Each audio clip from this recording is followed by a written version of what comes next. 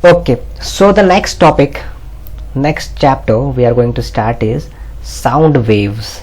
Sound waves. इससे पहले हमने पढ़ा था वेव ऑन अ स्ट्रिंग, तो अब बहुत आसानी से हमें समझ में आएगा कि साउंड वेव क्या होता है। पहला जो साउंड वेव का प्रॉपर्टी है ना, पहला मैं लिखूंगा sound wave is longitudinal wave. Sound wave is longitudinal wave. कभी भी पूछे साउंड वेव एक कैसा वेव होता है, तो बोलोगे साउंड वेव एक लॉन्गिट्यूडनल वेव है। लॉन्गिट्यूडनल वेव का मतलब समझ में आया? जो वेव इस फॉर्म में है, मतलब और अच्छे से अगर बताओ कि क्या होता है, तो जैसे देखो वेव इधर जा रहा है, वेव क्या इधर जा रहा है, तो इसका डिस्प्लेसमेंट भी किधर, इसका डिस्प्लेसमेंट भी इधर है, मतलब displacement is in the direction of where the wave is going, तो it is a longitudinal wave. पहला है speed of sound wave. Speed of sound wave, पहला हम स्पीड देखते हैं साउंड वेव का कहाँ कहाँ। तो पहला होगा स्पीड अगर साउंड वेव का है सॉलिड मीडियम में, अगर स्पीड साउंड वेव का साउंड है अगर सॉलिड मीडियम में, तो हम लिखते हैं v is equals to under root Y by rho, जहाँ पे y क्या होता है, y is Young's modulus, y is Young's modulus and rho is what? Rho is the density of medium. Density किसका? लिक्विड का? नहीं, डेंसिटी मीडियम का। Medium तो कुछ भी हो सकता है, density of medium.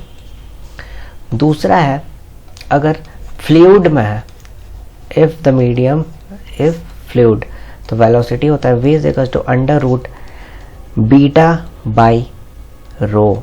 Beta is the bulk modulus और रो तो डेंसिटी होगा, बल्क मॉड्यूलस होता है बीटा। नेक्स्ट इज अगर गैसियस है, अगर गैसियस है तो क्या होगा, गामा बाई रो। अगर गैसियस है तो होता है v is equals to under root gamma by rho. अब देखो ये गामा बाई रो कहाँ से आया, अब ध्यान से समझना, ये थोड़ा इंटरेस्टिंग है। अभी मैंने क्या बोला था, मैंने बोला था under root beta by rho. अब ये बात जानो, हमेशा याद रखना, जो बीटा होता है ना बल्क मॉड्यूलस, वो होता है minus D P by D V, change in volume, ये होता है बीटा। क्लियर है? तो अगर मैं बीटा को लिखूँ तो क्या हो जाएगा, minus V D P by D V, ये होता है बीटा। ये चीज़ याद भी रखना है आपको, ये चीज़। और अगर इसको मैं फर्दर लिखूं, तो Newton's formula for speed of sound in gaseous medium बोलते हैं इसको, ठीक है। तो अगर आइसोथर्मिक कोई प्रोसेस होता है, अभी आगे हम थर्मोडाइनमिक्स पढ़ेंगे तो अच्छे से समझ में आएगा। अगर आइसोथर्मिक होता है मतलब टेम्परेचर इज कांस्टेंट, तो पीवी बराबर कांस्टेंट हम लिखते हैं आइसोथर्मिक प्रोसेस को, हमेशा याद रखना। अभी थर्मोडाइनमिक्स पढ़ेंगे तभी काम आएगा। P V is equals to constant, तो अगर मैं लॉग ले लूँ तो क्या हो जाएगा, लॉग ए बी का वैल्यू क्या होता है, log A plus log B, तो यहाँ पे log P plus log V is equals to log constant का। और अगर मैं इसको डिफ्रेंशिएट करूँ, डी पी बाई क्या होता है P plus D V by V, log के फॉर्म में अगर लिखूँ, और कॉन्स्टेंट होता है 0। लॉग एक्स का डिफ्रेंशिएशन 1 बाई एक्स, सिंपल। तो अगर मैं लिखूँ तो मैं बोल सकता हूँ D P by D V is equals to minus P by V, ये आया माइनस पी बाई वी। और अगर फर्दर मैं बोलूँ, मैंने क्या बोला था, beta is equals to minus V, D P by D V का वैल्यू क्या है, माइनस पी बाई वी, इसका वैल्यू हो जाएगा पी, क्योंकि वी से वी हो गया कैंसिल और माइनस माइनस प्लस पी। तो बीटा का वैल्यू क्या आया, पी के बराबर। कब, जब आइसोथर्मल है। फॉर आइसोथर्मल, बहुत इंपॉर्टेंट चीज़ आया ये निकल के यहाँ से। अगर आइसोथर्मल कंडीशन है तो बीटा का जो वैल्यू है वो पी के बराबर होगा। क्लियर है बात, बीटा का वैल्यू पी के बराबर। You have to remember this, that beta is equals to P for isothermal condition. Clear है? पी यहाँ पे मोमेंटम नहीं है, पी यहाँ पे प्रेशर है, pressure, this is pressure over here, momentum मत समझ लेना, this is pressure. Clear? Now अब आगे देखते हैं हम लोग। अब एक करेक्शन आया था जिसको हम बोलते हैं लैप्लास करेक्शन। इस फॉर्म को अभी जब मैंने डिफाइन किया, इससे रिलेटेड करेक्शन आया था, that is known as Laplace correction. क्या है ये? अभी देखते हैं। लैप्लास करेक्शन के अकॉर्डिंग जो एडियाबैटिक प्रोसेस होता है, ये सारा क्या है, ये जो मैं बता रहा हूँ ना आइसोथर्मल एडियाबैटिक, ये थर्मोडायनेमिक्स का टर्म है। एडियाबैटिक प्रोसेस होता है जहाँ पे कोई हीट एक्सचेंज नहीं होता है, नो हीट एक्सचेंज, तो हम बोलते हैं कि ये एडियाबैटिक प्रोसेस है। अगर हीट का एक्सचेंज नहीं है तो वो एडियाबैटिक प्रोसेस होता है। क्लियर है, ये सब चीज़ याद रखो। इसका में होता है PV⁻⁴ गामा का जो वैल्यू होता है वो कांस्टेंट होता है एडियाबैटिक प्रोसेस में, याद रखो। PV⁻⁴ गामा होता है कांस्टेंट, और जो गामा होता है ना वो CP/CV होता है। अब बोलोगे CP और CV क्या है? CP/CV है कांस्टेंट प्रेशर कांस्टेंट वॉल्यूम, जिसका वैल्यू होता है 1 + 2/F, जहाँ पे F जो है ना ये डिग्री ऑफ फ्रीडम होता है। F का मतलब होता है डिग्री ऑफ फ्रीडम, जहाँ पे गामा का वैल्यू हर गैस के लिए अलग अलग डिफाइंड है। मैं यहाँ पे बता देता हूँ, गामा = 5/3 अगर गैस तुम्हारा मोनो एटॉमिक है, मोनो एटॉमिक है तो क्यों? क्योंकि मोनो एटॉमिक है तो उसका डिग्री ऑफ फ्रीडम होगा 3।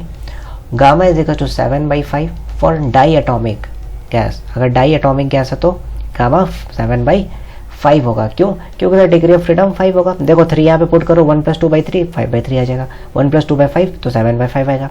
और वैसे गामा = 4/3 आता है फॉर पॉली एटॉमिक गैस, क्योंकि पॉली एटॉमिक अगर है तो उसका डिग्री ऑफ फ्रीडम जो है दैट इज 6।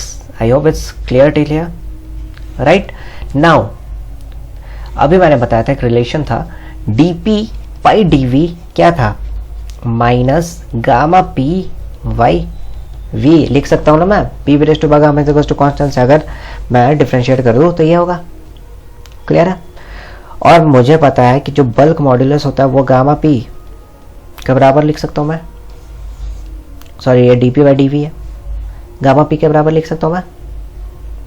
अब तो V = क्या लिख सकता हूँ मैं? V = √ρP/γP/ρ, या तो सिंपल सा तुम याद रखो एक रिलेशन जो कि होता है V = √γRT/m। बहुत इंपॉर्टेंट रिलेशन है, अगर ये बहुत सारी जगह यूज होगा सॉल्व करने में, γRT/m, ये बिल्कुल याद रखना है √γRT/m को। ये रिलेशन होता है किसका? वेलोसिटी का, γRT/m। अब एक क्वेश्चन देखते हैं, एक क्वेश्चन देखते हैं तो समझ में आएगा कैसे यूज करना। क्वेश्चन है find the ratio of velocity of sound, find the ratio of velocity of sound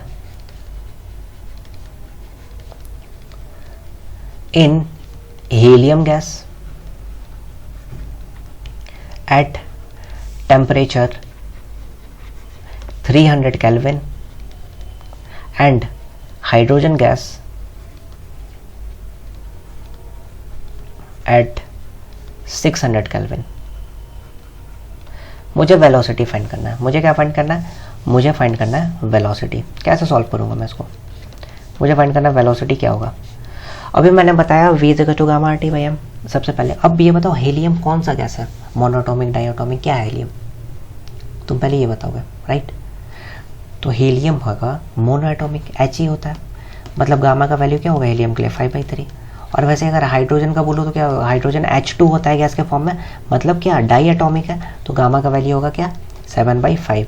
कुछ नहीं करना, बस V हीलियम के लिए होगा γRT/m, मतलब gamma 5/3 RT, temperature 300/m, mass of helium, helium का मास कितना? He का मास 4। वैसे ही V = V2 में क्या होगा? 7/5 RT 600 by mass of hydrogen gas, 1 molecular mass 1 × 2 is 2। इन दोनों का अगर मैं डिवाइड करूँ तो मेरे पास रेशियो आ जाएगा ना V1:V2 का। मान लो ये V1 है, ये V2 है, रेशियो आराम से निकल जाएगा। बस अब मैथ्स है। क्लियर है? आगे बढ़ते हैं। अब देखो बहुत इंपॉर्टेंट है, अब मेन हम साउंड के बारे में देखेंगे। साउंड तो ध्यान से देखो, कभी भी तुमने देखा होगा जब साउंड आता है, जैसे मान लो साउंड आ रहा है, अभी मैं बोल रहा हूँ तो एक कांस्टेंट फ्रीक्वेंसी के साथ साउंड आ रहा है, ठीक है। लेकिन कभी क्या होता है, कोई बीच में मीडियम आ जाता है तो क्या होता है, साउंड कभी कभी दबता है, साउंड कभी कभी दबता है, राइट। ये मान लो साउंड है, साउंड कभी कभी दबता है, तो उस दबना को हम बोलते हैं कि कॉम्प्रेशन होता है, कॉम्प्रेशन होता है। उस दबना को हम क्या बोलते हैं कि कॉम्प्रेशन होता है। मान लो इधर है एस नॉट एम्पलीट्यूड से जा रहा है और इधर जा रहा है एस नॉट एम्पलीट्यूड से। तो जहाँ पे जो कॉम्प्रेशन होगा ना, जहाँ पे कंप्रेस होगा साउंड, अगर कॉम्प्रेस होता है कहीं पे भी साउंड, तो याद रखना उस टाइम जो होता है वो होता है pressure equivalent plus delta P max, जहाँ पे प्रेशर मैक्सिमम होगा। और जो मेन पोजीशन होता है वहाँ पे होता है pressure equivalent minus delta P max, और इसको हम बोलते हैं रेयर फ्रैक्शन। इसको हम बोलते हैं रेयर फ्रैक्शन होता है ये क्या होता है? ये होता है रेयर फ्रैक्शन। क्लियर है? जरूरी तो नहीं हमेशा साउंड कांस्टेंट हो, जरूरी नहीं है, तो ऐसा होता है। अब साउंड का जो इक्वेशन होता है वो होता है S at X comma T is S naught sine omega T minus K X plus phi. This is the equation of sound. S at X comma T is equal to S naught omega T minus K X plus phi. ये होता है sound का equation. अब ध्यान से समझो, बहुत easiest बात बताऊंगा मैम। देखो, ये मान लो एक वॉल है, ठीक है, और इधर है दो साइड्स है। इसका डिस्टेंस मान लो ये डेल्टा एक्स है इन दोनों के बीच का। जहाँ पे मैंने मान लो एक सोर्स इधर है, ठीक है, ये सोर्स है। जहाँ पे ये बोला मैंने एस है, ये मैंने बोला ये क्या होगा? ये मैंने बोला एस प्लस डेल्टा एस। क्यों? क्योंकि ये एस मैंने बोला, तो ये मैंने बोला एक्स प्लस डेल्टा एक्स हो जाएगा ये। क्लियर है? अब एरिया ऑफ क्रॉस सेक्शन मान लो ए है, मान लो area of cross section A है इसका, राइट? अब ध्यान से समझना यहाँ से, तो जो वॉल्यूम होगा, इनिशियल वॉल्यूम क्या होगा? एरिया इंटू पूरा डिस्प्लेसमेंट, मतलब ए इंटू डेल्टा एक्स होगा। और जो फाइनल वॉल्यूम होगा वो क्या होगा? वो होगा क्या? Area into S plus delta X, ये होगा। यहाँ तक समझ में आया? यहाँ तक कोई डाउट नहीं होना चाहिए। अब नाउ तो चेंज इन वॉल्यूम क्या हो जाएगा? होगा final volume minus initial volume change होता है। मतलब अगर मैं करूँ तो मेरे पास आ जाएगा ए डेल्टा एस बचेगा मेरे पास। अगर मैं इसको माइनस कर दूँ तो मेरे पास यही बचेगा, क्योंकि ए डेल्टा एक्स तो कैंसिल हो जाएगा, तो ए डेल्टा एस बचेगा। और जो बल्क मॉड्यूलस मैंने बोला था, मैंने क्या बोला था? Minus of delta P by delta V by V बोला था, ये होता है, बोला था मैंने बल्क मॉड्यूलस के बारे में। तो अगर इस पर मैं देखूँ तो क्या आ जाएगा? यहाँ से मेरे पास आएगा डेल्टा पी का वैल्यू क्या आ जाएगा? माइनस बीटा और डेल्टा वी बाई वी। मुझे ये पता है, ये भी पता है। ओरिजिनल वॉल्यूम क्या होगा? ओरिजिनल वॉल्यूम वी है, मतलब ए डेल्टा एक्स है। बस अब इस पर सब्स्टिट्यूट करना है मुझे, तो मेरे पास डेल्टा पी का क्या वैल्यू आएगा? तो डेल्टा पी आएगा मेरे पास माइनस बीटा, डेल्टा वी क्या आया? ए डेल्टा एस जो चेंज इन वॉल्यूम, और ओरिजिनल वॉल्यूम क्या आया? ए डेल्टा एक्स आया। ए से होगा कैंसिल, तो मेरे पास आया यहाँ से minus beta delta S by delta X, ये आया। इसका मतलब मेरे पास जो रिलेशन आया वो बहुत इंपॉर्टेंट रिलेशन है जो हमें याद रखना है। Delta P is equal to minus beta delta S by delta X, ये चीज़ हमें याद रखना है। जहाँ पे एस क्या होगा? यहाँ पे साउंड वेव में ये एक एम्पलीट्यूड है, या मैं बोलूँ ये एक प्रेशर है, बेसिकली प्रेशर बोलते हैं हम साउंड वेव में। और ये क्या होगा? ये डिस्प्लेसमेंट है, और वो तो बल्क मॉड्यूलस आपको पता है। यहाँ से ये रिलेशन आया, ये याद रखना बहुत ज़रूरी है, minus beta delta S by delta x. अभी मैंने बताया था इक्वेशन साउंड का, क्या बोला था मैंने? S at X comma T क्या होता है? S naught sign. इक्वेशन बिल्कुल याद रखना है, चाहे एस एच एम का हो, चाहे वेव ऑन स्ट्रिंग का हो, चाहे साउंड वेव का हो, या आगे भी कुछ पढ़ेंगे तो omega T minus K X plus phi. अब मान लो मैंने इसको डिफ्रेंशिएट किया, मतलब मान लो delta S by delta displacement के टर्म्स में डिफ्रेंशिएट किया, तो ये हो जाएगा minus S naught K, differentiation कर दिया तो हो जाएगा कॉस, वही एस एच एम वाला बात, omega T minus K X plus phi हो जाएगा ये। और delta S by delta X अगर बोलूँ तो क्या होता है? ये होता है change in pressure is equal to plus of beta K S naught cos omega T minus K X plus phi. Clear है? तो जो dp का वैल्यू होगा वो होगा beta K S naught sine omega T minus K X plus phi plus एक face का change pi by 2। ये चीज़ याद रखना है। ये चीज़ याद रखना है, इम्पॉर्टेंट है। चेंज इन प्रेशर मतलब प्रेशर वेरिएशन, मतलब इसका मतलब मैं क्या बोल सकता हूँ कि प्रेशर का वेरिएशन कहाँ होगा, प्रेशर वेरिएशन वहाँ पे होगा, प्रेशर वेरिएशन, ये वेरिएशन इन प्रेशर है, ये प्रेशर वेरिएशन कहाँ होगा, प्रेशर वेरिएशन वहाँ पे होगा जब π/2 का अहेड, π/2 अहेड होगा फ्रॉम डिस्प्लेसमेंट, तो मैं बोलूँगा कि प्रेशर का वेरिएशन आएगा वहाँ पे, मतलब मीडियम चेंज हो रहा है, सिंपल सा बात है। तो अगर इसके अकॉर्डिंग मैं अगर लिखूँ, इसके अकॉर्डिंग मैं अगर एक इक्वेशन लिखूँ तो मैं ये बोल सकता हूँ ना, मैं क्या बोलूँगा, P at x, t is equals to P naught sine omega t minus kx plus phi plus π/2। यहाँ से समझ में आया क्या होगा, यहाँ से ये होगा, अभी मैंने क्या बोला था, ये P नॉट का वैल्यू किसके बराबर होगा, P नॉट का मतलब यहाँ पे है B के S नॉट, मतलब बीटा के S नॉट है P नॉट। तो अगर मैं बोलूँ तो यहाँ पे मैं लिख सकता हूँ P not is what, P not is beta के S not, clear. And what are the terms, this P is what, this P is variation of pressure, this variation of pressure from equilibrium,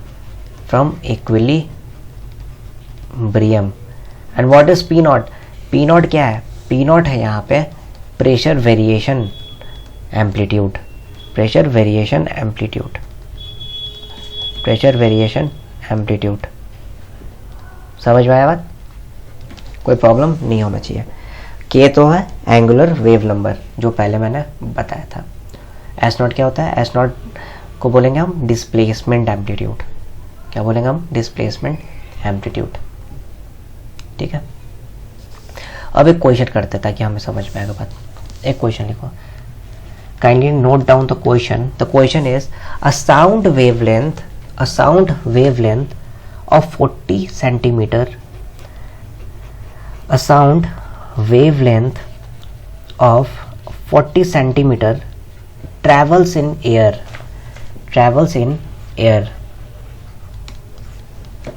The difference between the maximum pressure and minimum pressure of wave is, the difference between the maximum pressure and minimum pressure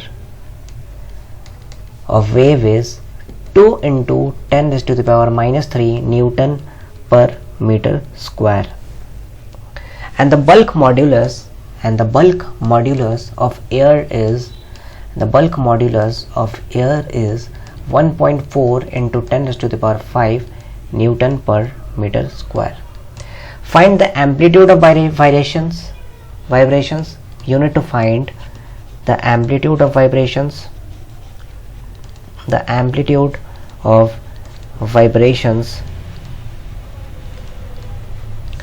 of medium.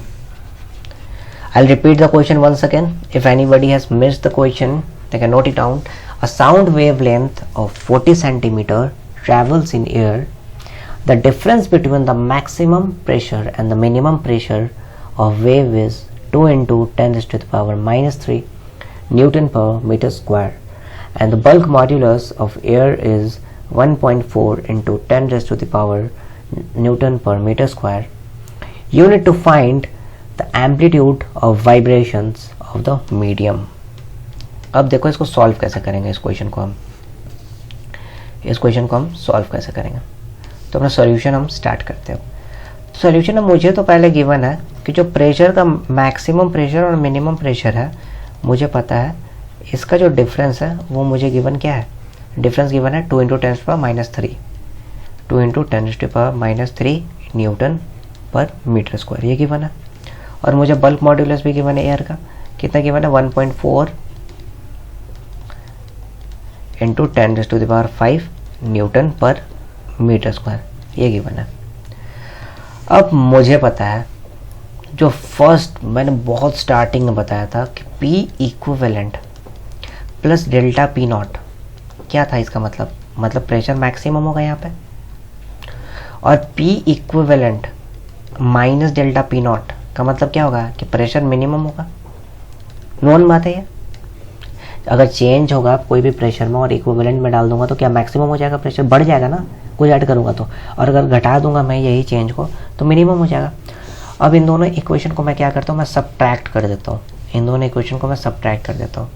तो मेरे पास क्या आएगा, ये cancel हो जाएगा, ये cancel हो जाएगा, सॉरी ये कैंसिल नहीं होगा, ये ऐड हो गया दोनों।